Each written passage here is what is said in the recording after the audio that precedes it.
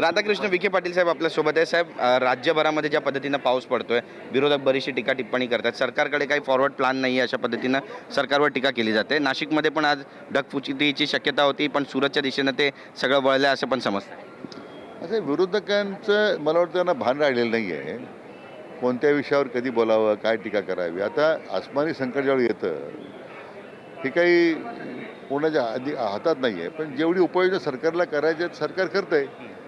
आता धरणाच्या लाभ क्षेत्रामध्ये आम्ही कंटिन्यूस मॉनिटरिंग करतो आहे आणि कुठेही धरणाच्या आणि धरणाच्या वरच्या भागात आणि खाली कुठेही असे नुकसान झालेलं नाही आहे.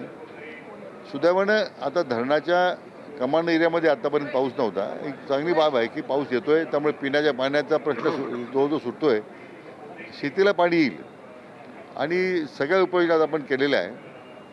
नाशिकच्या ढगफुटीचा प्रश्न चिंतेच होता, पण आजच्या सकाळचा हवामान अंदाज मी घेतला त्यावेळी काही ढग आता सुरतच्या दिशेने काही अहिल्यानगर दिशेने गेलेले आहेत, तर तो सुद्धा संकट धोका टळा असं आम्हाला प्राथमिक वाटते. नक्कीच मिसिंग लिंक पुन्हा एकदा सुरू करण्यात आले, पण याला पण धरून विरोधक आक्रमक होत आहेत.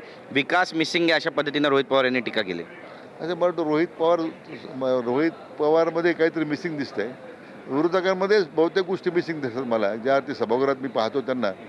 अगोदर त्यांनी त्यांचं कुठं मिसिंग आहे त्याची अगोदर माहिती घ्यावी आणि मग मला वाटतं हे मिसिंग लिंक वगैरे याच्यावर टीका करण्याचा खरं अधिकारच नाही आहे. नक्की, धन्यवाद आमची बातचीत केल्याबद्दल. कॅमेरा पर्सन खंडूराजचा गिरीश गायकवाड, TV9 मराठी, मुंबई.